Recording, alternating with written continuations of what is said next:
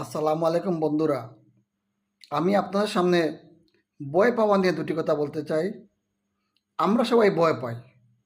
কেউ সাপ ভয় পায়, কেউ শিয়াল কুকুর ভয় পায়, আর বাঘকে তো সবাই ভয় পায়। আবার রাতে মশাকে ভয় পেয়ে মশারি টাঙ্গায়। কিন্তু আমরা কি ভুলে গেছি আমাদেরকে যিনি সৃষ্টি করেছেন, সাপ বাঘ তাদেরকেও তিনি সৃষ্টি করেছেন। আমরা কাকে ভয় পেতে হবে আমরা ভুলে গেছি। আমরা ভয় পেতে হবে আমাদের মালিককে, যিনি আমাদের সৃষ্টি করেছেন।